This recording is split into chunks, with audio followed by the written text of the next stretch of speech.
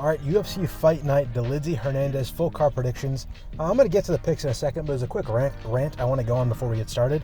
One, just to start, obviously this card is horrible, and I think no one's going to disagree with that. However, I think the UFC and MMA community needs a little refresher on what a horrible card is. Last week's card was horrible, and despite what all the people on Twitter who didn't watch the event will tell you, it actually was a pretty horrible event. And for two reasons. One, if you actually watch the event start to finish like I did, you'll know that until a third to last fight, or maybe until the Magny-Zaleski fight, depending on who you ask, everyone was saying this is one of the worst cards of the year. And I know that we got two really good fights and a good main event. And that's an understatement. We had two really great fights, two fight of the year contenders and a great main event. And I'm not going to, ignore that. But for one, all three of those fights should have been in front of a crowd. There's no reason that Taira is fighting in the Apex again. There's no reason that Ribovic is fighting in the Apex again. There's no reason that Rebecki, who just, both Ribovic and Rebecki are coming off fight of the year contenders. Ribovic coming off the fight of the year. He's going into the Apex for his second fight in a row. Rebecki, last fight, almost fucking died. It was probably the second best fight of last year, and he's fighting the Apex. Above all of that, every fight other than those three on the card, except for the Magny-Zaleski fight, so other than the last four fights, the card was fucking horrible. Almost every fight was bad, or a low-level decision, or a fluke finish, or some shit like that. There's a couple good moments. Rinya Nakamura. I mean, go watch my last prediction. I'll tell you what fights were good before they happen, because anyone that knows this sport knows what fights are going to be good and what fights are going to be bad 9 times out of 10. And it's clear that the people making these fights, Hunter Campbell and Maynard, whatever his name is, these guys don't know what fights are good and bad. And obviously Dana doesn't either. I mean, they just made Oliveira Fiziev, and I'll get to that. I won't get to that. I'll get to that in October when the fight comes. But it's pretty clear that the people that are actually making the fights don't know what fights are good and what are bad. Another thing that made that last week's card bad, and especially makes this card bad, is look at the amount of ranked fighters on the card. I think last card there was one ranked fighter on the whole fucking card, other than with some women's fighters that no one cares about. I think Nora Cornell was, whoever she fought was ranked. But as far as the men's divisions, the divisions anyone actually cares about, the only fighters that were ranked on the card, the only fighter that was ranked on the card was Tatsuro Taira. So there's one ranked fighter on the card. This card, there's 2 or 3. I think it's Erceg, and then the people in the main event. It's just a disaster in matchmaking. And it's not just I want to see ranked fighters fight because they're the best fighters and it's the highest level fights. It's because they actually fucking matter. As far as the storylines of the divisions go, and the pound for pound list and the GOAT list and shit like that, last week's card literally mattered nothing other than the Taira fight. And if Taira lost, it would have mattered not at all. So the only thing that will matter from last card, as far as the picture of the UFC going forward, is the fact that Taira won and he's one fight away from a title shot, or he's a backup to a title shot. That's the only difference that whole card made in the UFC. This card, if Hernandez wins, he's in the title picture. If he loses, this card will have nothing to do with the title picture, other than maybe Erceg, he's closer to the title shot. I mean, it's just a joke. What are we doing with the matchmaking? It makes no sense. And this main point I want to make is that last week's card was bad as far as the impact it makes in the UFC, the amount of ranked fighters, the quality of the fights up until the featured fight of the fucking card, the main card. So yeah, last week's card was not good, and I don't want to hear that bullshit again this week when this card sucks, but has a couple bangers towards the end. And you're like, wow, all these casuals saying this fight was going to be bad. The UFC knows what they're doing. That fight card was actually good. Real hardcores know that the best fight nights are the ones with the lowest ranked fighters. It's that's absolutely not true. UFC 317 was a great card with great ranked fighters who everyone knew was good. UFC 300, same thing. It was the biggest names and it was the best card. It's really the opposite of what these fake hardcores will tell you. But yeah, and also that mentality is making these cards worse.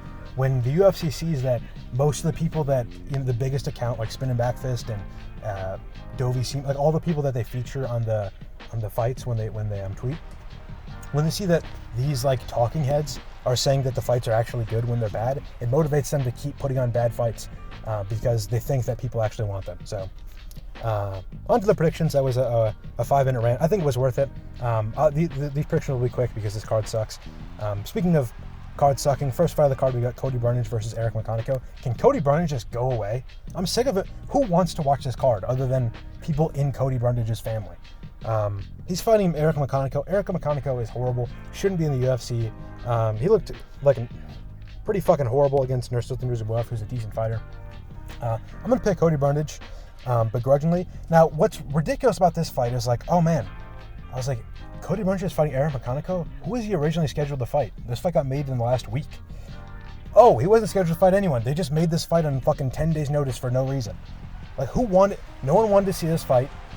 Do you know why this fight's on this card? It's because a different fight fell off and they needed to increase the amount of fights on the card so they could play more ads during the card. And I'm still going to watch it because I'm an idiot.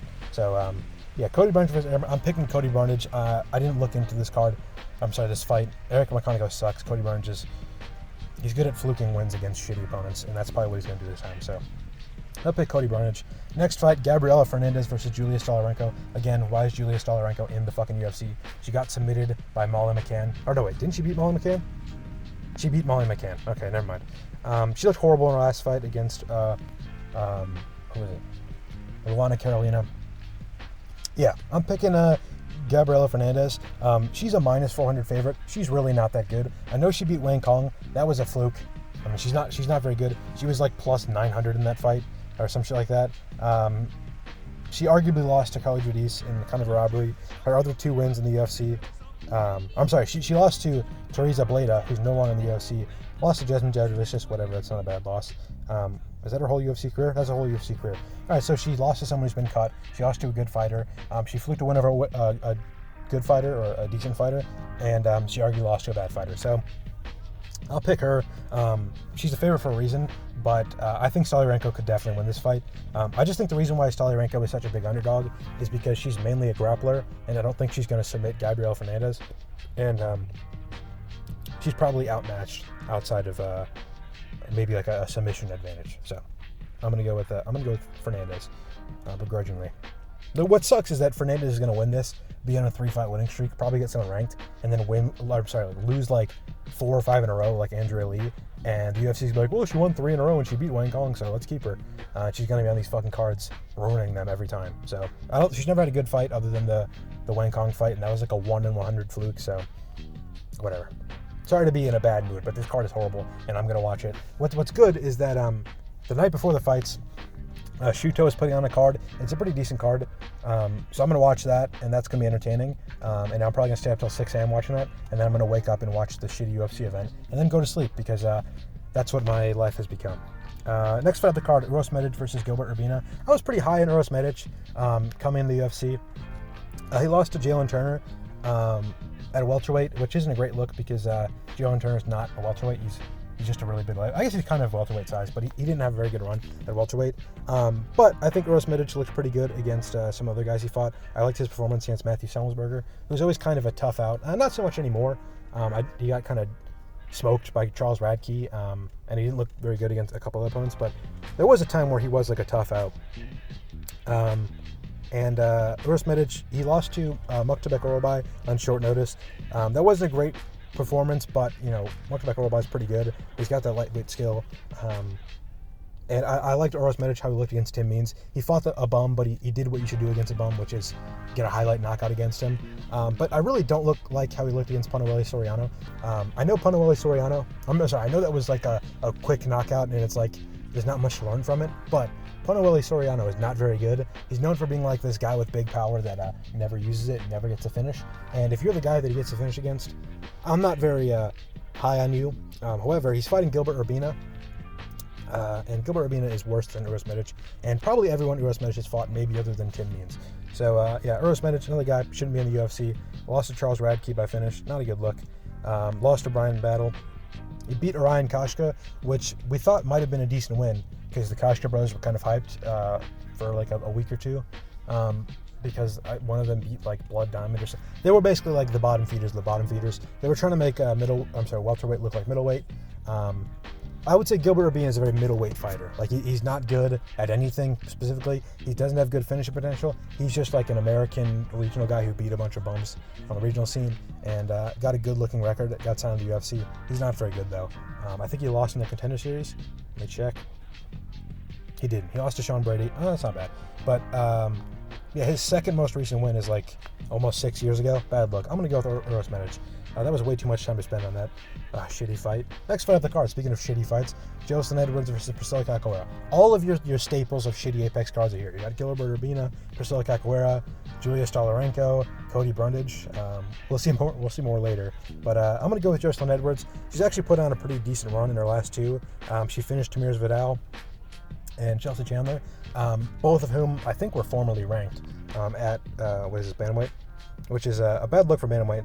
Joselyne Edwards had a couple bad performances against Aylin Perez and someone else, but I think she actually looked pretty decent in her last two. I think she's improving, and Priscila Cachoeira has just been, I mean, she finished, what's her name, the Nunes girl, the ugly one, the really ugly one,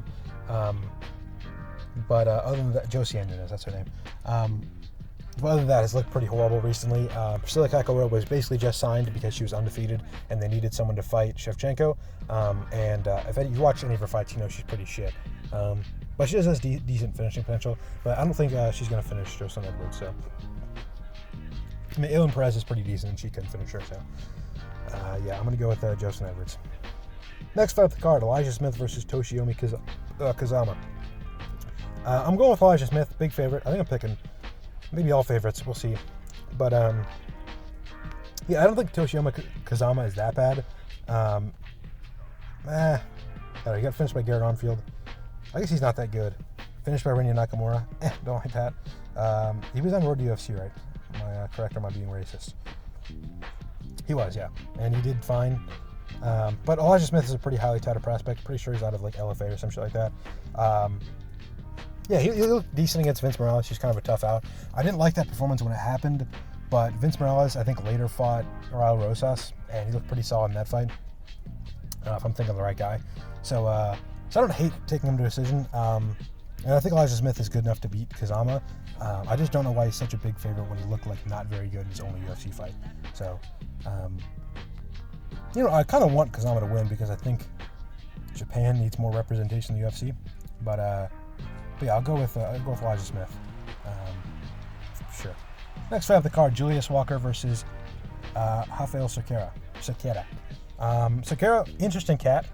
Went 11-0 in his regional career before the UFC. Pretty sure every fight was like a first or second round finish. Got signed to the UFC, and then immediately, anytime he got punched, he would just quit. Ivo Aslan knocked him out in 30 seconds with a TKO. He just got hit once and then refused to throw back, covered up, got swarmed, and lost. Did the same thing against Modestas Bukauskas. As soon as he got hit, he just covered up, got knocked out, lost. Pretty embarrassing. Julius Walker, in his UFC debut, he didn't look very great, but he took a short notice fight against Alonzo Menefield, who's always like a dangerous guy, and he arguably won that fight. I didn't give him the win, but it was a split decision, and I could see how someone could give him the win. And it was a pretty shit low-level fight, but he showed enough in that fight to make me think that he can beat Rafael Cerqueira, and if he's going to keep improving, I could see him, beating some decent opponents later on. I just think that most likely scenario for this fight is he lands a jab on Cerqueira, and Cerqueira backs up, and then he just throws like a 1-2, 3-2, 3-2, some shit like that, and Cerqueira just falls to the ground and quits. Because that's what he's done in his last two fights against people that you've heard of. So, yeah. Also, Julius Walker, I saw him in a YouTube video. He was doing a vlog with some YouTuber I wasn't familiar with, but he seemed like a pretty personable guy. He was like a decent dude. Yeah, if he gets on the mic, maybe he can get some fans, and there can be some new prospect at light heavyweight because Lord knows that division needs some new talent. So, this is on the main card. Next fight on the card, Eryk Anders versus Christian Leroy Duncan. Why is Eryk Anders still in the UFC? I know he beat Chris Weidman. Welcome to the fucking club, dude. Chris Weidman sucks now, and that was a horrible, boring performance. Eryk Anders also beat Jamie Pickett. Lost to Marc-Andre Barry. Like, dude, this guy sucks. Like, why is he still in the UFC? Like, whatever. Christian Leroy Duncan, I haven't been that impressed with him since he has fought, any decent guys. He kind of just looked horrible against Gregory Rodriguez. He beat Claudio Ribeiro, and he beat Denis Tululin and Andre Pulyaev. And that Pulyaev win has aged decently. Pulyaev has gone on to, finish Nick Klein in a decent-looking performance. But again, it's like... how can the UFC see that this guy who's been disappointed in the UFC is a -600 favorite and be like, oh yeah, he should be, this is a fight we should make? Same as last fight. Like, Julius Walker is 0-1 in the UFC. Hasn't fucking beat anyone that anyone's heard of, and he's -600 against a guy. Like, why is Cerqueira still in the UFC? Why is Erceg still in the UFC? Whatever. I'm taking Christian Leroy Duncan, probably by finish. I think he can use leg kicks and like his range to just beat up Eryk, who I don't think is only 1 inch shorter, and he definitely has a much shorter reach. So Christian Leroy Duncan looks like he should be explosive and dangerous, but he hasn't really shown that very well, other than against Dennis Tululin, who I think has like 20 losses. So I'll go with Christian Leroy Duncan, I guess. Like, these are guys: Julius Walker, Christian Leroy Duncan, Elijah Smith, Uros Manage. It's like, I would pick these guys to lose most fights, but they're getting put against these fucking bums. Like, clearly, no one watched these guys' fights before these made these fights. It's ridiculous. But anyways, next up the card, Miles John versus Gene Matsumoto. Gene Matsumoto has looked pretty good in the UFC, other than his last fight, which he arguably won against Rob Font, which is pretty impressive. I think it was on short notice. He was replacing like Dominic Cruz. He opened as a favorite in that fight. So I think he's actually a pretty decent fighter. I think Vegas agrees. And he's fighting Miles Johns, who I literally have never been impressed with. Miles Johns looked really bad in one of the most boring fights ever against Douglas Silva de Andrade like a year ago. And then he lost very unimpressively to Felipe Lima. And I think Gene Matsumoto is actually pretty good. And I think he's about the same level as Felipe Lima. So I think he's going to have similar results and beat Miles Johns by probably a boring decision. I think he has a grappling advantage and a striking advantage. I think he looked good in both against Rob Font. One thing I was I was impressed by in Gene Matsumoto is that he didn't break against Rob Font. Like we saw Kyler Phillips break against Rob Font, and a couple other guys just kind of lose it if they're not getting their advantage. But I think Gene Matsumoto kept it close, stayed in the fight the whole time. He didn't like gas out in the third round or accumulate damage by the third round. Especially taking the fight on short notice, I think he's actually probably pretty good. Saying as Rob Font is like a top 10 guy in the division. So I'm going to go with Gene Matsumoto. But again, like, I'm not really looking forward to watching this fight. So, next fight up the card, Andre Fili versus Christian Rodriguez. Interesting fight. Mainly interesting because Christian Rodriguez has looked really good in the UFC, except when he's fighting guys that he should beat. He fought recently, I think. No, that was Austin Bashi last week. I talked about this with Austin Bashi's thing with Christian Rodriguez. He fought Isaac Toguerian, Raul Rosas Jr., Cameron Simon, Austin Bashi, and I think someone else, and beat all of them when he was, basically set up there to lose, just against a good prospect. But in that same run, he fought Julian Erosa and Melquizael Costa, and he lost to both of them, even though, like, it's weird. When he fought like 4 prospects as the kind of like tough veteran, they had to get past, but he was kind of set up to lose, and he won all of those fights. And then he was as the prospect fighting Julian Erosa and Melquizael Costa, fighting like the veteran that were kind of set up to lose, and he won both the fights. He lost both of the fights. So when he's supposed to win, he loses, and when he's supposed to lose, he wins. And he's supposed to win this fight. So I'm kind of tempted to pick Andre Fili, but I don't really like how Andre Fili has looked recently. He lost to Dan Ige by knockout. It wasn't a very good look. Lost to Melquizael Costa by finish, and Christian Rodriguez made it a close decision. Arguably lost to Cub Swanson. Lost to what's his name? Nathaniel Wood. Kind of unimpressively. That was a close fight, but Nathaniel Wood didn't look very good in it. And he still clearly won. So against all these pretty technical guys, Andre Fili hasn't looked that good. He beat Lucas Almeida, but Lucas Almeida isn't good. He beat Cub Swanson, but he arguably lost, and Cub Swanson's kind of washed. So I trust Christian Rodriguez's run more than I trust Andre Fili's. Andre Fili could, other than Lucas Almeida, he could arguably have lost like his last 5 fights, which isn't a good look. Or last 4. He didn't arguably lose against Lucas Almeida, but I haven't been super impressed with him as of recent. I think he's kind of over the hill. I think Christian Rodriguez is improving. He's getting better. He's on the way up. I just hope he doesn't have this curse of losing to guys that he should beat on the way up. Because if he wins this fight, he's set up to fight some decent guys at featherweight. So, Christian Rodriguez is pretty small for the division, but he can't make 135. So he's got to stick to this division and figure it out. Next fight up the card, Iasmin Lucindo versus Angela Hill.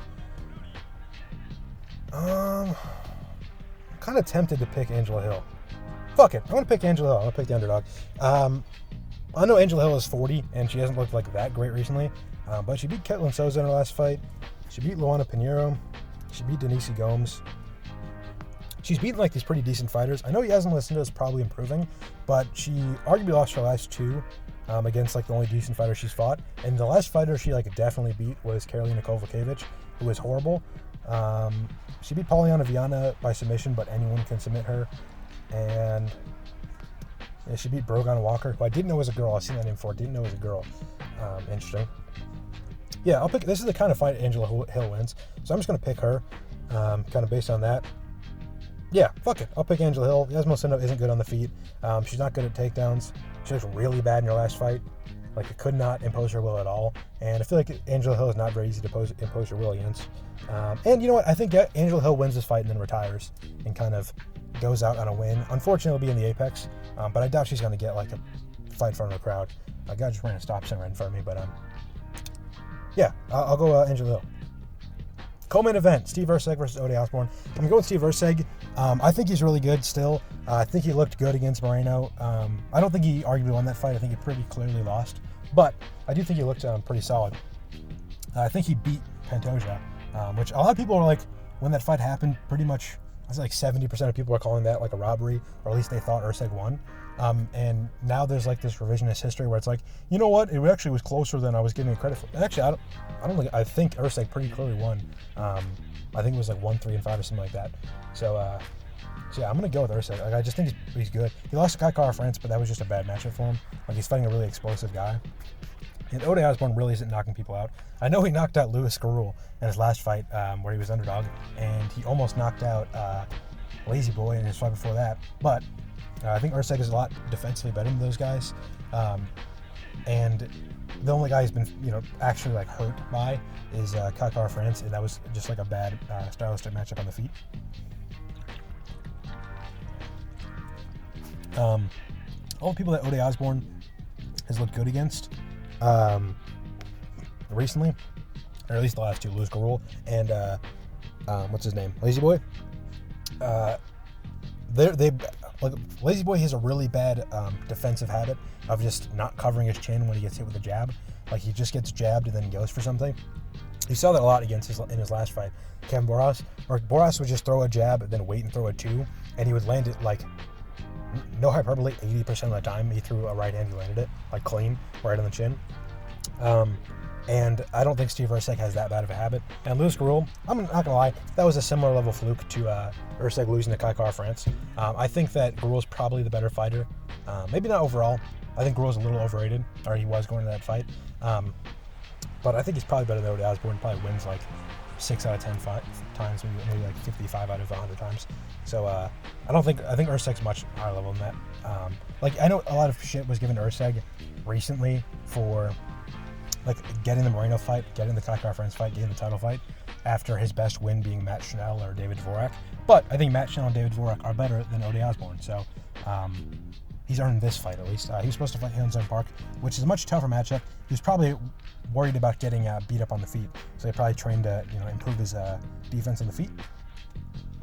He's probably still improving. He's still pretty young. He's younger than Ode Osbourne. And Ode Osbourne has been submitted, or he got submitted like by Rena Kachip 2 fights in a row against shitty fighters. So I think Erceg is good enough to like win on the feet, get a takedown, or maybe reverse a takedown and get a submission in round 2 or 3. That's my prediction. Decent fight, but this is the first decent fight on the card, and it's a pretty big mismatch. So I want to see Andre Fili versus Christian Rodriguez, but that's kind of it. I don't even give a fuck about the main event. But my prediction for that is Roman Dolidze good? I don't know. I'm kind of tempted to pick Dolidze because he, similar to Christian Rodriguez, wins the fights that he definitely should be losing. Dolidze isn't good. He looked really bad against Imavov. He looked really bad against Vettori in their first fight. Arguably lost to Vettori in the second fight. Problem is, I don't really like how fluffy he's looked recently. He looked good in the Kopylov fight and Pereira fight, or Pereira. But he looked kind of shit against Brendan Allen, and I don't think Brendan Allen's that good. I think Brendan Allen's a similar level fighter to Roman Dolidze. And if their last fight, Brendan Allen and Anthony Hernandez, if that was 5 rounds, I think I could see Brendan Allen winning that fight, which makes me nervous about Dolidze because he's got a better gas tank and he's probably a little bit less risk, takes less risks than Brendan Allen. So I'm not really worried about Dolidze getting submitted or finished on the ground the way I would be worried about Brendan Allen. And I think that Dolidze is probably about the same level on the feet. Maybe a little worse. I don't know. Brendan Allen looked decent in his last 2 on the feet, or his last fight in the Chris Curtis fight. So I guess I'll go with Hernandez. I don't know. He was losing on the feet against Brendan Allen, and there was some grappling moments where it's like he would end up on the bottom, and I didn't like that, and I don't like that against Dolidze. But this is a 5-round fight, so I don't think either of them are going to go for a big submission. I don't think Hernandez is going to go all out for a finish. I think he can keep up a pace. I'm sorry, if he can keep up a pace like he did against Pereira, he can have a really good performance. But if he doesn't find that groove, I could really see him losing this fight. So I'm going to go with Hernandez. I think he's a better fighter. I know he's a better fighter. I think he's probably got an advantage in this matchup. I'm just worried. He's such a big favorite, and I really think Dolidze's... I don't think he's underrated. I think he's overrated, but I think he's being overlooked because everyone knows he's overrated. He's definitely not as good as his ranking says. Last time Dolidze fought a good grappler in Jack Hermanson, he fucking twisted up in a pretzel and finished him. So, Anthony Smith, Vittori, Holland, not a very good run. Maybe Dolidze's not that good. I don't know. I'll go with Hernandez. Again, I just think he's the better fighter. I will post this video today. I'm recording it Thursday at 9 p.m. I'll post this tomorrow. I guess you'll know that because you have seen this. But yeah, follow me on Twitter. Comment if you agree or disagree with my picks. Like the video, share the video, all that stuff. Make sure you subscribe. You can watch any of the previous videos on this channel, and then I have a playlist with all my predictions from this year from my former channel on my channel. So if you want to see my predictions going back to January, you can do that. If you follow me on Twitter, I will be live tweeting the Shugo event tomorrow night, or tonight when this video goes up, and I'll be live tweeting the UFC event, which will be tomorrow night. And yeah, you can go back and look at all my tweets from the past events and my tweets about some people's bad takes from past events. But yeah, that is it. Again, thank you for listening. Like the video, share the video, subscribe, comment if you agree or disagree, if you want to hear more about a certain pick. That is all. Yeah, thank you for listening.